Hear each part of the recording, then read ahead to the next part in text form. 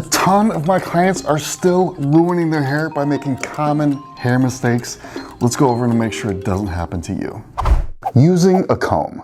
Combs are one of the best ways to ruin your hair. The problem is that most people learn to do their hair from their mom, or she's just teaching you what her mom taught her 30 years ago, which is super outdated. You probably don't dress like your grandmother, and you probably don't watch the same TV shows and movies as your grandmother, so why are you doing your hair like your grandmother? You should never ever detangle with a comb because it's gonna rip your hair out. Every time you hit a tangle or a knot, the comb is gonna get stuck. And every time this happens, you're ripping hair. You may have noticed that your hair at the top is nice and thick, but as you go down towards the ends, it starts to thin out, like, where'd my hair go? It broke off because of mistakes like this that build up over time. We'll go through the other ones later in the video, but for now, wet brush is your answer. These bristles flex when they hit a knot instead of ripping your hair out.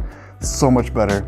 Let's go to the next mistake. Substituting products. So yesterday I got an email from someone, don't worry, I'm not gonna mention your name, and they were like, hey Chris, I'm doing everything that you say to do. I've watched all your tips, seen all your videos, but my hair is still frizzy. What am I gonna do? So I look at the list of products that she's using, and her shampoo is like Selsun Blue, and her hair oil is actually coconut oil. It's all these strange products that definitely never anything that I would even come close to recommending. So I had to explain to her, and I know a lot of you probably need to hear this as well, is that even though she was doing everything technically correct, everything that she applied, all the categories, all the way, the technique that she used it, it was absolutely right, but it was absolutely terrible products, and when you're using terrible products, you're never gonna make any progress. Imagine that your boyfriend asks you what you want for dinner, and you're like, oh my gosh, this is so nice. He never asked me anything like this. And so you're like, steak. I want steak. So you're expecting this like nice filet mignon when he comes home. And then later that night, he comes home and he has this like bag from Jersey Mike's, and he puts a cheese steak in front of you. You're gonna be like, dude, this is not the same at all. And hair products, the exact same way. They're not all the same. So if you're using things like olive oil, when I say hair oil, you're not gonna get results. It doesn't work that way. You have my recommended product list. Please try that stuff out, and believe me when I tell you, you will get 10 times better results. And speaking of 10x results, I'm really excited about this. I spent the past 2 years making my own custom shampoo and conditioner. It's called Weightless, and if you have fine or medium hair, it is your perfect shampoo soulmate match. It's a big upgrade even over other professional shampoos. My clients love it, and I know you will too. If you want, you can check it out in the link below. Let's get back to the video. Bad brushes. All right, let's imagine it's wash day and you just got out of the shower with fresh, clean hair that you won't have to wash for another 3 to 5 days, but then you grab your brush that you haven't cleaned in 6 months, and you are getting 6 months worth of leftover oil, product buildup, dead skin cells, all over your nice clean hair. If you do that, your hair is gonna get gross, oily, and smelly really quickly. And that means you're gonna have to wash your hair again tomorrow, and washing every day ruins your hair. To avoid that, you wanna make sure that you're washing your brushes at least once a month. I have a video on exactly how to do that right up here. Post-color care. Color robs your hair of moisture. Doesn't matter what type of color we're talking about, even if you don't notice it, it happens. Because of that, your hair is going to need a little bit of a pick-me-up every time you get your color done. Now, Leslie likes to have her hair super, super black, so every now and then we'll dye it black. And somehow, every single time we do it, I forget to do the pick-me-up for her, but this is what you're supposed to do. If you get your hair lightened with bleach, you really need to pay attention here because this is gonna make a huge difference. You wanna use a repair product like Redken's Intensive Treatment or Olaplex 3. That's absolutely mandatory. If you're blonde, you have to do this or else your hair is gonna end up in really, really bad shape. But if you're doing darker colors like Leslie, you can skip that step and instead go straight to using a mask instead of conditioner for at least your next 2 washes. You gotta remember that hair dye isn't like paint. It's not sitting on top of the hair. It's a chemical process that puts the color inside of the hair, so you wanna make sure to get some extra moisture in there to restore the health of your hair. If you skip this step, it's gonna take much longer for your hair to get back to normal. It's gonna be dry for a long time, and dry hair is brittle and weak. It breaks off. So please help your hair out a little bit. Getting played by big hair care. So many people out there have given up on products that would actually be really beneficial for them, and it's because they're getting played. Let me give you an example. You're walking through Target, you're taking some time for yourself, and all of a sudden you happen to walk by some dry shampoo and you're like, I've heard of this, why don't I give this Not Your Mother's dry shampoo a shot? So you take it home, try it out, spraying it in your hair, just like I'm spraying it here in this experiment, and guess what? It does nothing. Instead of absorbing the oil and making your hair clean like it's supposed to, you just get a bunch of residue and buildup that makes your hair feel weird. So you say to yourself, I tried out dry shampoo, didn't work for me, I don't like it. But what's not obvious is that if you had bought a real brand like this Living Proof, just a few puffs of this takes care of all the oil. It's so easy to get tricked into thinking like, oh, I'm not good at hair, I don't know what I'm doing, this isn't for me, when in reality, you're just getting played by chasing your tail with these terrible products that don't work. If you're in college or something where you literally just can't afford decent products, totally get it, I've been there. But you're literally better off buying nothing than these cheap, terrible products. Using too many products. However many products you're using right now, it's probably way too many. You'd save money and have better hair if you use less. Less is always more when it comes to hair. If you're using like multiple gels and multiple sprays and all these different things, you're wasting a bunch of money and ruining your hair. Healthy hair is light and fresh and bouncy. It shouldn't be hard, it shouldn't be sticky, it shouldn't be weighed down, and it shouldn't be clumpy. But that doesn't mean that I don't understand why you have a bunch of products under your sink or on your counter. You probably weren't sure which types of product you needed, so you started trying stuff out. You heard this was good, you heard that was good, and next thing you know, you have all these products and you're trying to make it work. The truth is, you need to throw most of those products away. A lot of my clients are surprised when I say that. They're like, wait, don't you make money selling products? And yeah, I do, but you build a clientele by getting people results that they love, not by selling them products that they never end up using. Your best bet here is to check out my hair routine videos so you can see which products you can just completely cut out and stop buying.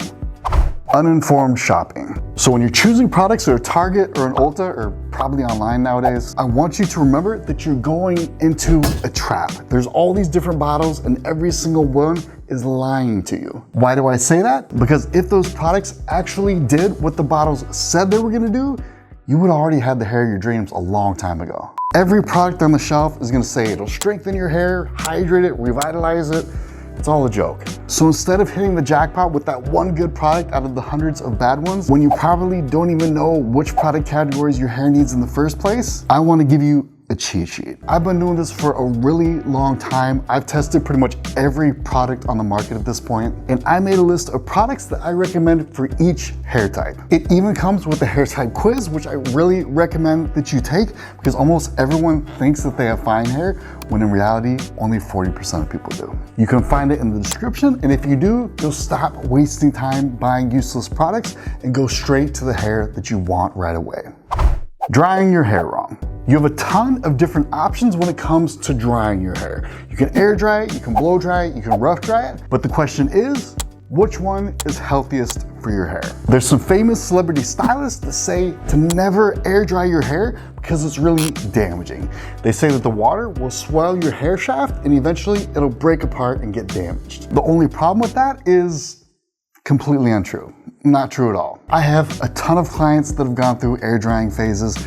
Leslie goes through air drying phases. Trust me, I'm the blowout professor. Blowouts are my love language. Nothing on earth will make me happier than for everyone to blow dry their hair. But it's not necessary. Just make sure that when you get a towel, you're patting your hair dry instead of twisting it and tangling it like that. And use a microfiber towel so you don't rip your hair out. They're super cheap on Amazon. Any brand is just fine. They're all the same. Taking your hair for granted. Everyone knows that skin changes over time as we get older, but what most people forget is that hair can really degrade over time too. The sun, anything in the air, the wrong brush, anything that touches your hair can ruin it over time. So if you're doing Botox or facials or whatever you do to have good skin, clearly I don't know, you probably also care about the way your hair looks in 10 years, so it's time to start taking care of it now. The first step, if you're not doing it, obviously the Trinity routine. It's the single best decision you could ever make for your hair. But as we get older, it gets harder and harder for our hair to keep up. And for that reason, I really suggest that you start using a mask just once a month in your 20s. That may not seem like it's gonna make some huge difference in your hair, but it actually will, because for most people, hair damage doesn't come from like melting your hair off with a flat iron or some crazy thing you saw online. Hair damage usually comes from a bunch of small mistakes that add up over time and build up until you look at your hair and you're like, what the heck happened? So if you can fit a mask into your routine at least once a month, it'll help counteract that damage that ruins hair so it doesn't have a chance to build up in the first place. It's a pretty big deal. Being cheap on the wrong things. All right, so this is the single biggest and first step you should take towards improving your hair. I'm a millennial, and our thing is we want to like help people and make a difference and corny stuff like that. And if I had my choice of making one difference on this planet, it would be getting everyone to try professional shampoo and conditioner at least once. A lot of people get angry when I say that, and that's totally fine. It's because they don't understand it because they've never properly tried professional shampoo and conditioner. They're totally different products with totally different techniques than the drugstore versions. The biggest thing people say is like, oh, it's expensive. I can't afford the professional version. And that's not true at all. The best way to describe it is like cheap shampoo is like a cheap pair of shoes that come apart after like a week or two. When you're there comparing the drugstore to the pro, you need to understand that the pro bottles should actually be this size on the shelf based on how much they do and how long they last. The drugstore brand might look really cheap, but it's watered down, doesn't get your hair clean at all. And I know somebody's out there like, well, if you do the math, the drugstore is actually $2.50 cheaper. And yeah, you got me, I get it. Technically that's true, but at the same time, all you have to do is go to Dunkin' instead of Starbucks once, and you have the hair of your dreams. All right, time for a quick hair growth update. You probably noticed I haven't started growing my hair out. That's because I'm waiting on a very special product. It's been delayed a little bit, but it's gonna be here soon. I'll keep you guys filled in. It's gonna be awesome. We can do this together. Falling for the sales pitch. So I had a friend who went to a BMW dealership. He picked out this car that he really wanted, but they were trying to charge him $5,000 more than the car was actually worth. When he pointed that out, the salesman was like, hey, this is the only car in Florida that's actually this specific color. That's why it's an extra $5,000. So my friend was like, okay, whatever. It is a cool color and I'll be the only one, so okay, I'll take it. But in his first week with the car, he saw something like 10 others, exact same car, exact same color. It turned out that the salesman lied straight to his face and made the whole color thing up. And now my friend will never buy another car from a dealership because he doesn't trust them. Now that is the exact same mentality that I want you to have when you're buying hair products. You should say to yourself, all of this is probably a lie. The product labels, the person on TikTok pushing it, me on here, look in the comments, verify that things are actually working from people before you ever buy it. A couple tricks are things like color safe shampoos. You don't need them because we have permanent color. They just want you to be like, oh, I spent all this money on my color, so I need to protect my investment. No, you don't. They'll tell you need a whole new routine based on your hair's porosity. Porosity is completely made up. You should not be picking products based on whether your hair floats or sinks. This is not the Salem witch trials. Curl types are great for describing how curly your hair is, but this type of curl doesn't need different products than this type of curl. Don't buy products based off that. Using the wrong hair ties. All right, so there are good hair ties and then there are bad hair ties. But let's go over the bad ones first. You know you have a bad hair tie or you've done something extremely wrong when you take it out and there's still like hair in it. That hair actually got ripped out. It's not like brushing your hair out. That hair got ripped out off the mid shaft. That's how you ruin your hair. A good example of a hair tie that will do that is like these rubber bands. We do use these sometimes in the salon if somebody wants like a really complicated formal style where it's like a sideways braid and all this crazy stuff, because sometimes that's the only way to get it done. But we tell our clients when we put them in to be sure to be really, really careful when you take these out. Otherwise, it's just gonna rip them out. These do not glide across your hair. They're gonna rip and bring it all with it. So be very, very careful when you use these. Let's do another option here, scrunchies. This is a blast from the past. What do you think? Are these good or bad? If you said these are good, You're totally right, these things will glide right through your hair without ripping any hair, but the thing is they don't exactly go with every outfit or mood, so there's an advanced version of this now that's just as good. Invisibobbles are like the adult version of hair ties. These are the ones that kind of look like an old telephone cord, if you remember what those look like. These are great, but the thing is you have to learn how to use them. Everybody thinks like, oh, it's a hair tie, I know how to use it. Most people don't. They use them wrong and they think they don't work. For some really strange reason, people love to double these over and over like 5, 10, 15 times. And unless you're a ballerina that needs like a super tight bun or something like that, it's completely counterproductive to do it. These things are made intentionally in this shape so that they don't leave a crease in your hair. But if you keep doubling them over, making them super tight, it's gonna leave a crease and defeat the entire point. And then last up, you have Old Faithful. These are the hair ties that we're using like the 80s and 90s. They're outdated now, but they used to have a metal strip. This one doesn't because it's hard to even find. But those metal strips are essentially like a razor that's gonna cut straight through your hair. Please avoid these things at all costs. If you know anybody that has them, go in their bathroom, replace them with Invisibobbles. And the thing is that actually, Invisibobbles are really cheap now. They used to be expensive, so you have no excuses anymore. Moving on. Wringing your hair out. All right, so this is an advanced class that I give to all my new stylists, which I just did not that long ago, because 90% of them get this wrong and it can ruin your hair. There's two main times that you're gonna be wringing your hair out. The first is when you've just washed your hair and you're about to put some conditioner in your hair. The last thing you want is to put conditioner on really like sopping wet hair, because if there's too much water, it's just gonna take the conditioner right out. It's never gonna get the chance to actually like touch your hair. So right before you put your conditioner in your hair to get that extra water out, the worst thing you can possibly do is to double up your ponytail on top of itself and then like twist it and knot it up to get the hair out. That's absolutely terrible. But that's exactly what a ton of people do, and even professional stylists do it. They start twisting and knotting the hair up like it's this dish rag that they're angry at or something. And that makes it so much harder when you later go try to detangle your hair. You're gonna find all these like knots and tangles, and there's a really high chance of breakage because of them.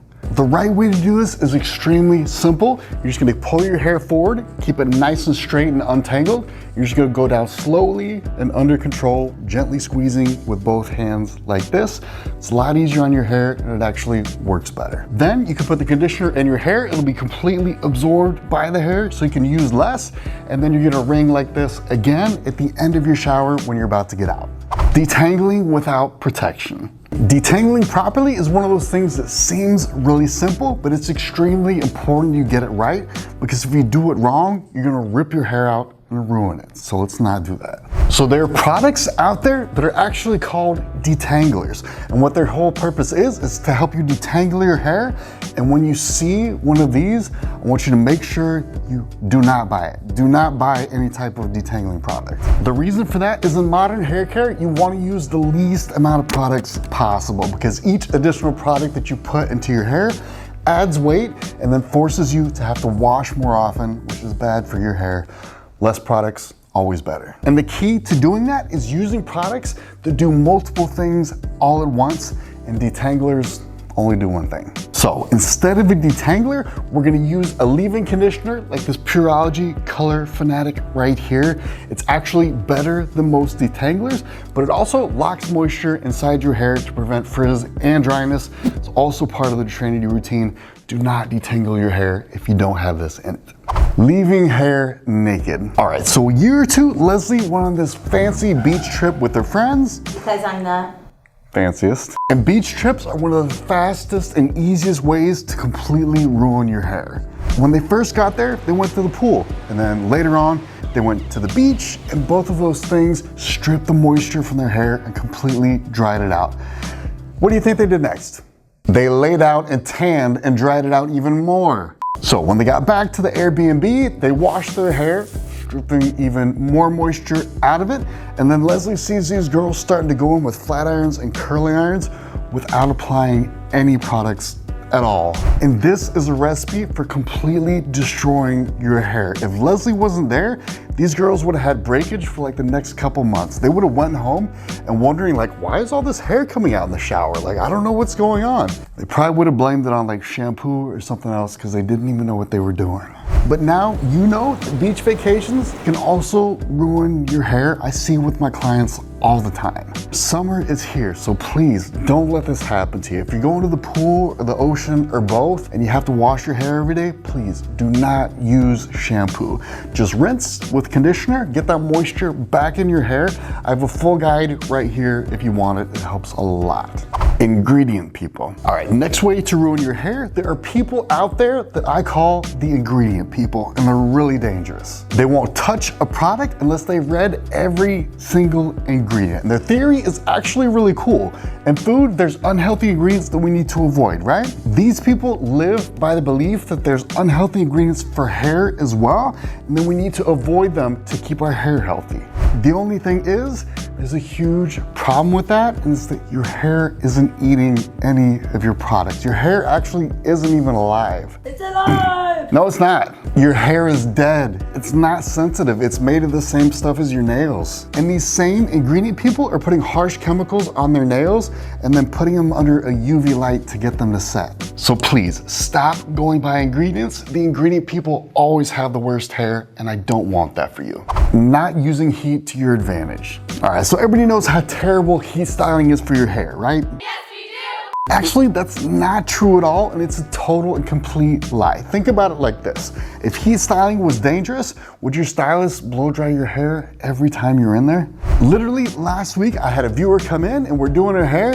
We get to talking and she's like, I know I really shouldn't be heat styling my hair. I look at her and I'm like, you do realize your hair is being heat styled like right now. Like literally as we speak, there's a blow dryer 2 inches from your head. A lot of people are living under this like Stockholm syndrome when it comes to heat styling, where they're afraid to do it or like they think it's shameful or something like that. Heat styling is kind of like driving a car. When you're driving a car and you know that a stop sign means stop and then a green means go, everything is safe and everything is totally fine. But if you took away all the rules and there were no more stop signs or stoplights, it would get very, very dangerous. The takeaway here is that if you know the rules, whether it's driving or heat styling, you can do it completely safely and your life will be way better. One, heat styling makes your hair last longer and stay fresher, so you can extend your wash cycle by a day or two and have healthier hair. That's why it's actually part of the hair journey. Two, you have to use heat protection. If you're blow drying, that's gonna be a blow dry cream like this Redken's Big Blowout, which also makes your blowout come out so much better. Three, if you're using an iron, that's twice as hot as your blow dry, so you need something stronger. This Redken's Thermal Spray 22 is amazing. If you want to deep dive on those heat protectants, check right up here. And then the final rule of heat styling is just give your hair 3 days of a break before you use heat again. For example, if you use heat on Monday, you're not going to use heat on Tuesday or Wednesday. You're gonna wait until at least Thursday. That's literally all you have to remember. The sooner you get this down, the better your hair is gonna be. It's super easy. Your hair journey. It's important that you understand that there are solutions to all of your hair problems. And there's no reason to get stuck on anything. I'm gonna quickly walk you through your hair journey so you can figure out where you're stuck and how to get fixed. Let's dive in. Step one is find your shampoo soulmate. Your shampoo soulmate is a perfect match for your hair type. It allows you to go way longer between washes and have healthier hair. The main issue for people here is that shampoos are meant to be one size fits all. They're kind of like unisex overalls, even the professional ones, so finding a good match is really hard. What I mean by that is that 99% of shampoos on the market will keep you stuck here at step number one. They're too heavy and never get your hair clean in the first place. Most people are sitting around wondering what they're doing wrong, and the answer is that you're buying shampoos that have a 99% chance of not working. The odds are just against you. So we're gonna stop that and go straight to the 1% that will work. All you have to do is check out my recommended product list, take the hair type quiz, and it'll take you right to your shampoo soulmate. There's a link in the description.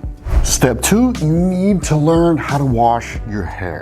Everybody thinks they know exactly how to wash and they're experts. They're like, yeah, okay, sure, I don't need to learn that. And then when I finally get the chance to show them, they're like, oh my gosh, I can't believe I was 38 before I learned how to wash my hair. You need to know the modern way to wash if you want good hair. To do that, you can check out this video right up here. Most people are shocked when they watch it, but I promise you need to learn this to be able to go on to the next step. All right, step 3 and 4, this is where healthy hair comes from. If you have thick hair at your root, roots, and then it kind of thins out as it gets down towards your ends. It's because your hair isn't as healthy as it could be, and it's breaking off, and that's why you don't have as much down there. You have 3 parts of your hair: your roots, your mids, and your ends.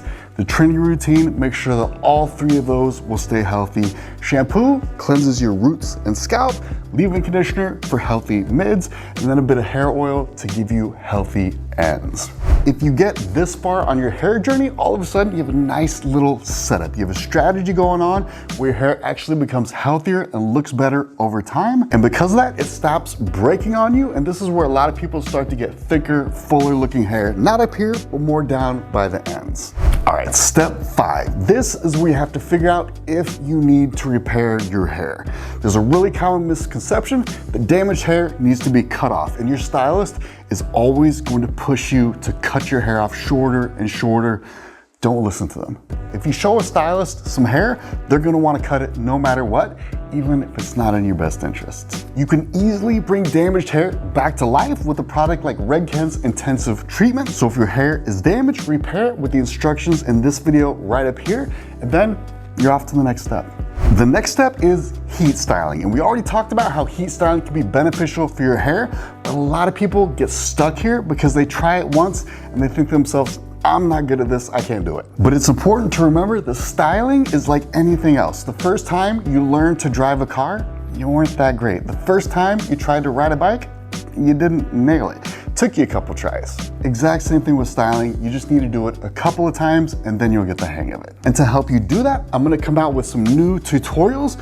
But first, I want everyone to get caught up to this point in their hair journey. So quick pause. I know that I just hit you with a lot, so please go back and make sure you're doing everything right in this video, and I'll come back with the second half of your hair journey and we'll get you exactly where you want to go. If you're like 99% of my clients and you aren't sure which products you need to get, check out my recommended product list in the description as a quiz to help you figure out exactly what your hair type is and walks you through everything. I wish you the best of luck. Have a good one.